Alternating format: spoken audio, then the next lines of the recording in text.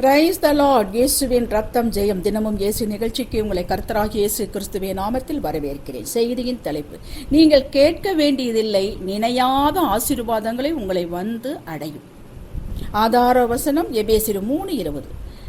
நினைப்பதற்கும் வேண்டிக் கொள்வதற்கும் அதிகமாய் நம்மில் கிரியை செய்கிற வல்லமையின்படியே. இப்படி வசனம் செல்கிறது. நேச மக்களே, தேவன் நமக்குள் கிரியை செய்வதும் நம் மூலமாக கிரியை செய்வதும் ஆசீர்வதிப்பதும் இடைபடுவதும் எல்லாம் ஒரு பிரமாணத்தின் அடிப்படையில் தான் அமைகிறது. இதை அடிக்கடி நான் சொல்லி வருகிறேன். மேற்கண்ட வசனம் நமக்கு ஒரு பிரமாணத்தை நினைப்பூட்டுகிறது. அதாவது நினைத்தல் கேட்டல். ஏதோ கேட்டால் கிடைத்துவிடும் என மக்கள் நினைக்கின்றனர்.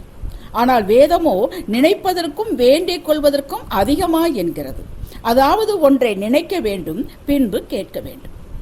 தேவன் நம் நினைவுகளை அறிவார்.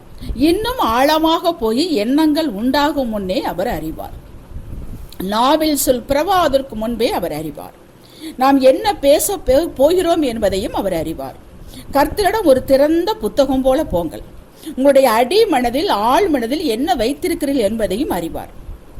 சரி, நாம் என்ன நினைக்கிறோம், என்னத்தை பேசுகிறோம், என்னத்தை கேட்கிறோம்? இந்த மூன்றுமே வித்தியாசமாக இருக்கிறது.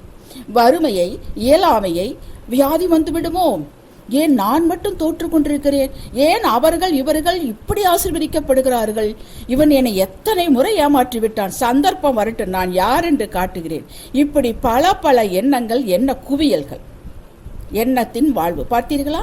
பின் நாம் என்னதான் ஜெபித்தாலும் கிடைப்பதே இல்லை. அட்மிஷன் கிடைக்கிறது கஷ்டம். ஒரே போராட்டம் தான் போங்க. நான் ஒன்று நினைக்க அது ஒன்று நடக்குது. இப்படி பேச்சு. அடுத்து ஜெபம், அதாவது வேண்டுதல். கர்த்தாவே அதை தாரும், இதை தாரும், நானும் எவ்வளவு காலமாக வேதனைப்படுகிறேன் என்பது போல் ஜெபம். கவனமாய் கேளுங்கள். இப்படிப்பட்ட எண்ணங்கள், இப்படிப்பட்ட பேச்சு, பின் ஏதோ ஜெபித்தல், இவர்களுக்கு ஏது நடக்காது. எண்ணம், பேச்சு, அதாவது அறிக்கை, ஜெபம், இவைகள் முரண்பாடாக இருக்கும் பட்சத்தில் தேவன் பதில் அளிப்பதில்லை. நெகட்டிவும் பாசிட்டிவும் ஒன்று சேராது. கசப்பையும் வெறுப்பையும் இயலாமையும் எண்ணி பின் அதையே பேசிவிட்டு பின் எல்லோரும் உங்களை நேசிக்க வேண்டும், ஆண்டவர் கொடுக்க வேண்டும் என்று ஜெபித்தால் எப்படி? உங்க சிந்தனை வாழ்க்கை எப்படிப்பட்டது? கவனமாய் பாருங்கள் என்பதை நீங்க தான் பரிசீலிக்க வேண்டும். இரண்டு வாழ்க்கை நமக்கு உண்டு. சிந்தனை வாழ்க்கை, கண் காணுகிற வாழ்க்கை. சிந்தனை வாழ்க்கையில் நீங்க என்ன காண்கிறீர்களோ, பேசுகிறீர்களோ, நினைக்கிறீர்களோ அதுதான் கண் காண வரும். எந்த அளவு உங்க சிந்தனையை புதுப்பிக்கப்பட்டுள்ளதோ அந்த அளவுக்கு தேவன் உங்களை நிறைவே கட்டளையிடுவார். தேவன் பட்சபாதமற்றவர்.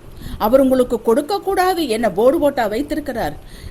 அவருடைய கஜானாவை காலி செய்ய ஒருவராலும் முடியாது.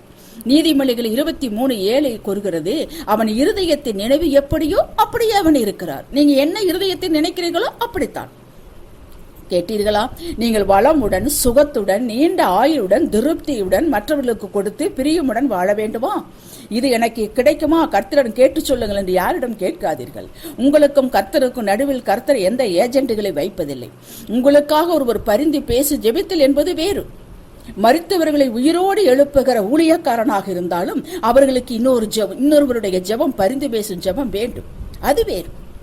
ஆனா நீங்களே ஆண்டவரோடு வைத்துக் கொள்ளக்கூடிய உறவுகளில் எந்த தடையும் இருக்கக்கூடாது. நீங்களே இடைபடாமல் உங்களிடத்தை இன்னொருவர் எடுத்து இவர் காரியம் என்ன என்று கேட்டால் உன் வேலையை பார் என்றுதான் சொல்வார். யோவான் 21:22 வாசியுங்கள். முதலில் உங்க சிந்தையில் இருக்கும் குப்பை கூலங்களை முழுவதும் கொட்டுங்கள். எப்படி கொட்டுவது? தேவ சமூகத்தில் ஒருமனப்பட்டு அவரை துதியுங்கள், ஆராதியுங்கள், உதவி கேளுங்கள். நிறைவானதுடைய பிரசன்னம் வரும்போது குறைவுகள் ஒளிந்து போகும். அது குறைந்து கொண்டிருக்கிறது, ஒளிந்து கொண்டிருக்கிறது, உங்களுக்கு தெரியாமலேயே அது போய்கொண்டிருக்கிறது. ஒளியானது வரும் பொழுது இருளானது மறைந்து போகும். தேவன் விளக்காயிருக்கிறார். அவர் எங்கோ பரலோகத்தில் அமர்ந்து கொண்டு உங்களை பார்க்கவில்லை. உங்கள் மூச்சு எவ்வளவு உங்களுக்கு சமீபமோ அதை காட்டிலும் சமீபமாக இருக்கிறார். வேண்டாதவைகள் வெளியேறி கொண்டிருக்கின்றன. அதை நீங்கள் மறுபடியும் உயிர்ப்பிக்க கூடாது. வெளியே போட்டதை எடுத்து மறுபடியும் எடுக்கக்கூடாது. தேவ வசனங்களால் உங்கள் இருதயத்தை நிரப்புங்கள். இதை நான் தினந்தோறும் செய்யுங்கள் என்று சொல்லி வருகிறேன். வாயின் வார்த்தைகளில் கவனமாயிருங்கள். உங்கள் வார்த்தை எப்படியோ அப்படித்தான். தேவன் என்ன சொன்னாரோ உங்களை பற்றி அதை மட்டும் பேசுங்கள். என்ன சொல்லுகிறார்? வேதத்தில் என்ன சொல்லியிருக்கிறார் உங்களை பற்றி? என் தேவன் என்னை விட்டு விலகுவதும் இல்லை, கைவிடுவதும் இல்லை. அவர் எனக்காக யாவற்றை செய்து முடித்து விட்டார். அவர் என் நினைவாகவே இருக்கிறார். அவர் என் பட்சத்தில் இருக்கிறார். எனக்கு குறித்தது நிறைவேற்றி முடிப்பார். அவர் என் அருகில் இருக்கிறார். எனக்கு ஆதரவாய் இருக்கிறார். இப்படி வார்த்தைகளை எடுத்து பேசுங்கள். இதுதான் நிலத்தை பண்படுத்துதல். இதற்கு கொஞ்ச நாள் பிடிக்கும். பிடிவாதமாக, வைராக்கியமாக இது விடாமல் செய்யுங்கள். இப்பொழுது உங்களுக்குள்ளே ஒரு தெய்வீக விசுவாசமும் தெய்வீக அன்பும் உணர்வதை உணர்வீர்கள். அவரே உங்கள் இருதயத்தில் எதை கேட்க வேண்டும் என்ற ஆசையை, விருப்பத்தை வைப்பதை உணர்வீர்கள். பிலிப்பியர் 2:13 படி உயர்ந்ததை, சிறந்ததை, மேன்மையானதை, இந்த பூமிக்குரியவைகள் அல்ல, மேன்மையானவைகளை கேளுங்கள். நம் தகப்பன் மேன்மையானவர், அவர் உயர்ந்தவர். பயப்படாதீர்கள். பூமிக்குரியவைகள் உங்களுக்கு தேவையானவைகள் நீங்கள் நினைக்காது விட்டாலும் அப்படிப்பட்ட ஆசீர்வாதம் வந்து நிறையும். இதுதான் நினைப்பதற்கும் வேண்டுவதற்கும் அதிகமாய் வருவது. அந்த அற்புத நிலையை அடைந்து அதிலே நிலைத்திருப்பீர்கள் என்றால் நீங்கள் சொன்னால் நடக்கும், நீங்கள் ஜெபித்தால் சுகமாகும், விடுதலை கிடைக்கும். இந்த நிலைக்கு நீங்கள் வர வேண்டும் என்று தேவன் விரும்புகிறார். நீங்களும் விரும்புங்கள். இதற்கு கொஞ்சம் விலக்கிரயம் செலுத்த வேண்டும். அதிகாலை எழும்ப வேண்டும். தூக்கத்தை தியாகம் செய்ய வேண்டும். அவர் சமூகத்தில் திறந்த மனதோடு குழந்தையைப் போல, தாயை கண்ட சேயை போல அவர் பிரசன்னத்தில் அமர வேண்டும். அனுபவியுங்கள். ஒரு ஒழுங்கான வேத வாசிப்பு, தேவ பயமுள்ள ஒரு வாழ்வு, எல்லாவற்றுக்கும் ஒரு ஒழுங்கு, விசுவாசத்தில் உறுதி, இவையிலே விளைக்கிறையுங்கள். வாருங்கள் ஜெபிப்போம். அன்பு இரட்சகரே, பிரியமான தகப்பனே, நிபந்தனையின்றி எங்களை நேசிக்கிறவரே, உங்களை ஸ்தோத்திரம், மகிமை.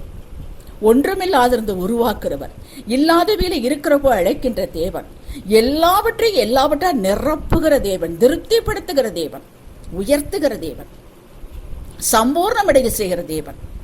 கர்த்தாவே, இந்த செய்தியை கேட்டுக்கொண்டிருக்கும் யாருக்காவது முரண்பாடான எண்ணங்கள், முரண்பாடான பேச்சு, முரண்பாடான ஜெபகம் இருக்கும் பட்சத்தில் ஆவியானவர் என்று உதவி செய்வார்.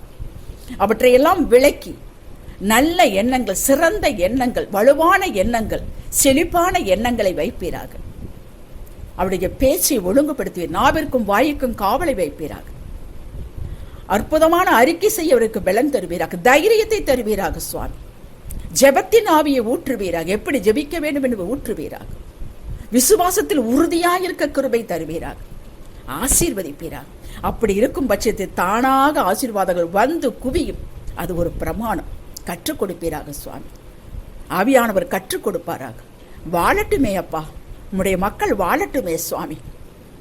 எல்லா மகிமையும் உங்களுக்கு இயேசுவின் நாமத்தில் பிதாவே, ஆமென்.